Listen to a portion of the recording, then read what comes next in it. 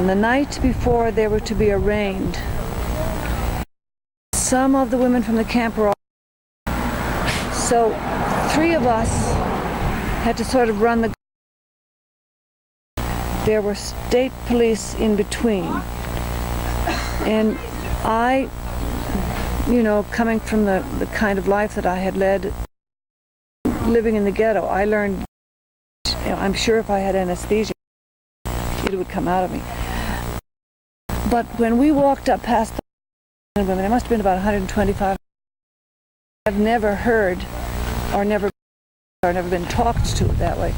But we just went, one of the 3 of us had a guitar to play. And one of the things that I had said to the depot people when they were taking the Minnesota women, they'd grab their shoulder and then tie them behind. And I said, don't tie them so tightly, they're not going to run away. And then they took another one and I said, everyone you take, 10 more will come. And so Marcy wrote a song, for everyone you take, 10 more will come, for everyone you take, 10 more will come. So we went up and we played.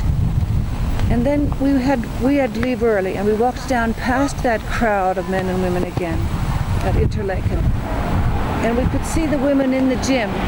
They were in there, and they sang back to us.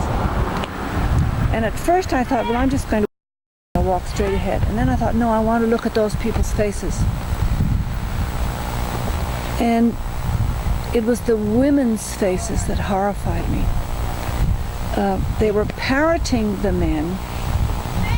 We used the word emasculate, those being defeminized by the men, their own men. They were being psychologically raped. I don't think those women who were there that night talking and yelling at us, the kinds of things that the men were yelling, can ever be quite the same again.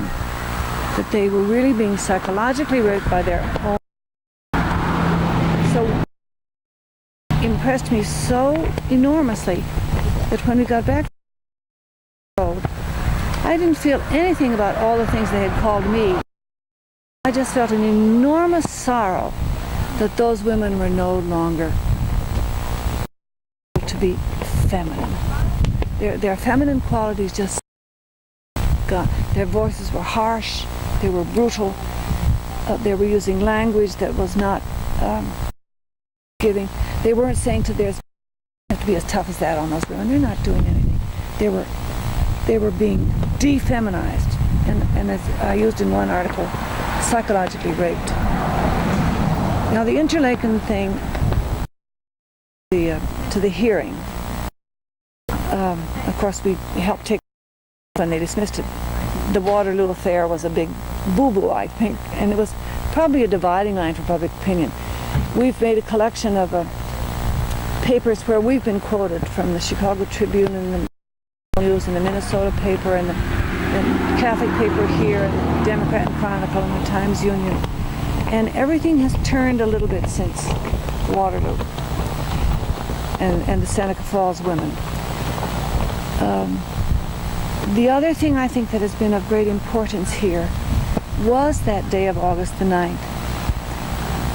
I belong to a peace group in Rochester called Catholics Against Nuclear Arms, but we worked with the whole Finger Lakes group and helped raise the money for the land and so on. We have a meeting every other Monday night, come hurricane or hell and high water. We have a meeting every other Monday night. We leaflet down at the gate every Tuesday morning at 6 o'clock in the morning. We leaflet churches telling them what's going on.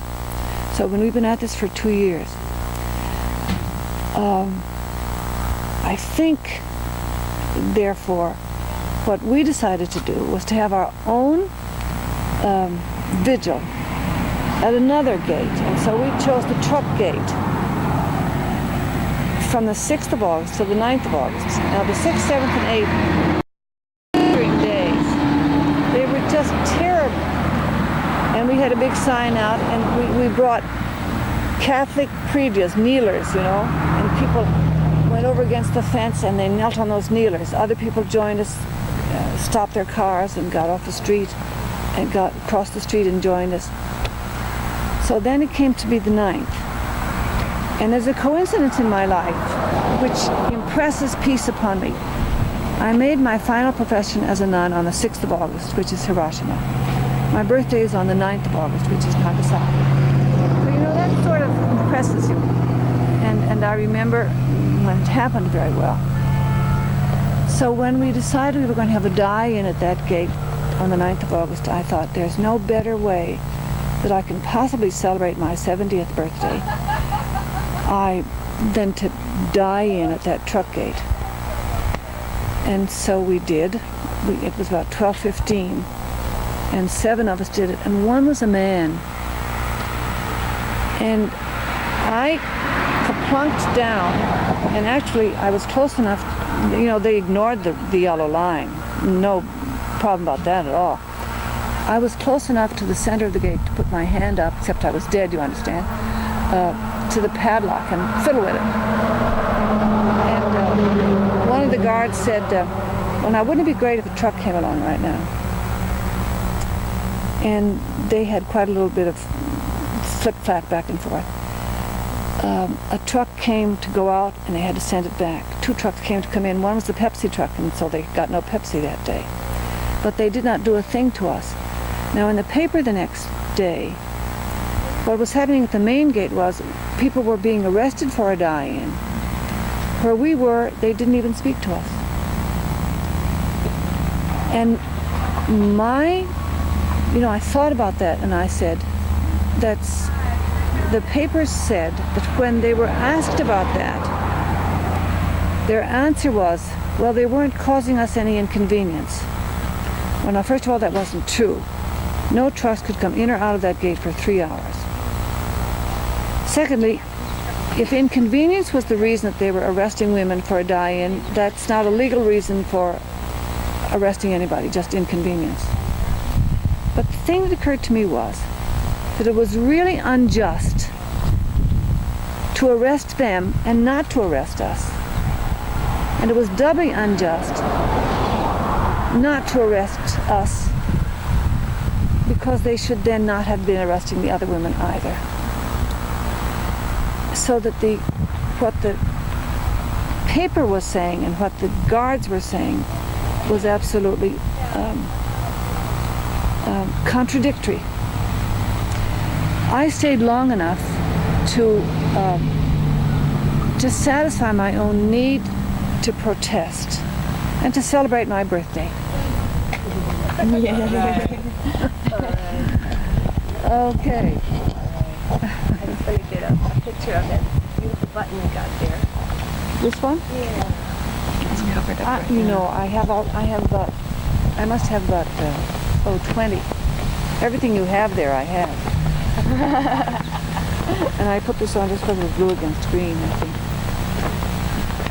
And this is our own cross, and I wear it. What order are you in? The Society of the Sacred Heart. Connie will tell you all about it. She went to school. Yeah. And I said to them down at the meeting, I'm going back to the meeting, you know, no matter what happens to this camp, there's no way that those of us up in Rochester and in the area are not going to keep coming down here and stinging them at every gate we can sting them. I have one other ambition, by the way. I'm going to get a pair of sharp shears, and I'm going to cut one piece off that steel wire. We've been around, there are lots of places where you can cut a piece off. I'm going to get one piece of that cut off. We have a small marble-topped coffee table, which belongs to Marion, not to me, in our apartment, which is a high apartment rise we call it a hermitage in the city in Rochester. And I'm going to put that there, and everybody that ever comes is going to see the kind of stuff that the American Army put down for women to fall on. I'm going to get a piece of that. So that's my one remaining ambition.